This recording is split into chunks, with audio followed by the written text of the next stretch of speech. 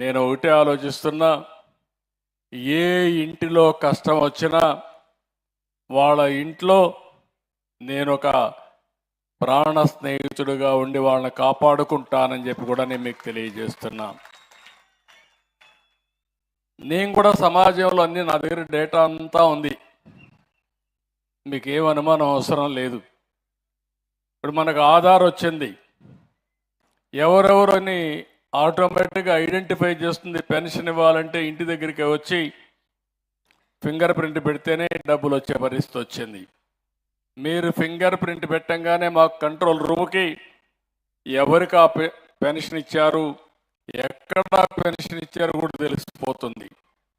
ఒకవేళ ఇంటి దగ్గర ఇవ్వకుండా ఆఫీసులో ఇస్తే అక్కడి నుంచి మళ్ళా మెమో పంపిస్తా ఇమ్మీడియట్గా 1 నిమిషంలోనే.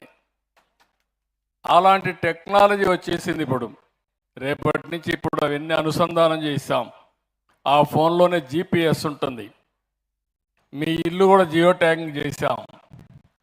రేపు ఏదైనా విపత్తు వస్తే మీ ఇంటికి మందులు పంపించాలంటే ఎవరు రికమెండేషన్ లేకుండా డ్రోన్ పంపించి మీ ఇంటి దగ్గరనే, మీ ఇంటి పైనే డ్రోను దిగే పరిస్థితి వస్తుంది. అలాంటి టెక్నాలజీ అంతా ఉపయోగించే పరిస్థితికి వచ్చాం.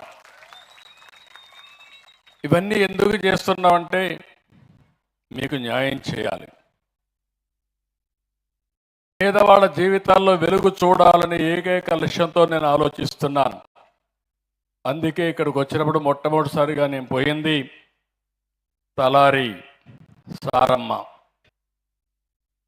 ఆవిడ 2020-21లో ఏదైతే కరోనా వచ్చిందో ఆ కరోనాలో వాళ్ళ హస్బెండ్ చనిపోయాడు. చాలా బాధేస్తుంది. కానీ 2 పిల్లలు,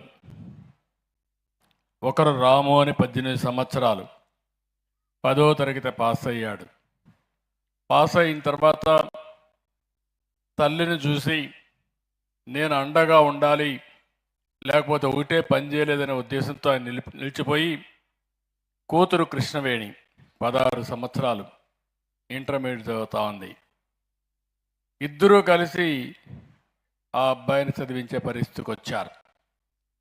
నేను ఆ ఇంటికి పోవడం, ఒక ఎస్సీ కులం, మాదిగ కులం వాళ్ళ ఇంటికి పోయి నేను కాసేపు స్పెండ్ చేసిన తర్వాత నాకు అవగాహన వచ్చింది. ఆ ఇంటికి డబ్బులు ఇచ్చాం, శాంక్షన్ చేశాం, అందులో కూడా బకాయిలు పెట్టారు. 5 సంవత్సరాలు వచ్చిన ప్రభుత్వం ఈ ఊర్లో కూడా దగ్గర ఎన్ని లక్షలు, 25 లక్షల రూపాయలు దగ్గర బిల్లు ఇవ్వకుండా బకాయిలు పెడితే ఆవిడ అప్పుల పాలైపోయి ఒక 38,000 నుంచి 40,000 రూపాయలు ఆవిడకి రావాలి, ఆ డబ్బులు కూడా ఇవ్వలేదు. ఒక పక్క ఈ ఇబ్బందులు, ఇంకో పక్క వాళ్ళ అబ్బాయి అయితే ఇప్పుడు ఒక షాపులోకి పోయి ఈ యొక్క సెల్ ఫోన్స్ అని రిపేర్లు చేసే పరిస్థితికి వచ్చారు. ఆ కుటుంబాన్ని చూసిన తర్వాత నాకు అనిపించింది, నేను ఈరోజు ఎన్నో సంక్షేమ కార్యక్రమాలు చేస్తున్నాను, మీ అందరూ గుర్తుపెట్టుకోవాల్సిన అవసరం ఉంది. నేను కష్టపడేది నా కోసరం కాదు, నేను కష్టపడేది మీకోసరం, 5 కోట్ల ప్రజల కోసరం. ఈరోజు నేను ఏ పని చేసినా దానివల్ల మీ అందరికీ లాభం రావాలి. ఈరోజే కాకుండా భవిష్యత్తులో మీరు మీ కుటుంబం సుఖ సంతోషాలతో ఉండాలని ఏకైక లక్ష్యంతో పనిచేస్తున్నా. అందుకే మీరు ఒకసారి చూస్తే మిగిలిన విషయాలు నేను మాట్లాడతాను. ఈ కుటుంబాల విషయాలు మాట్లాడిన తర్వాత ఈవిడ్ని చూసిన తర్వాత నాకు అనిపించింది, ప్రతి ఒక్కరికి ఒక ఆలోచన, ఒక ఆశ ఉంటుంది, జీవితంలో ఒక ఆశయం కూడా ఉంటుంది.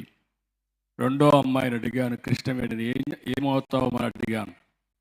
ఇంటర్మీడియట్ చేస్తున్నాను, కోచింగ్ కూడా తీసుకుంటా, డాక్టర్ అవుతానని చెప్పి ఆ అమ్మాయి ధైర్యంగా చెప్పే పరిస్థితి వచ్చింది.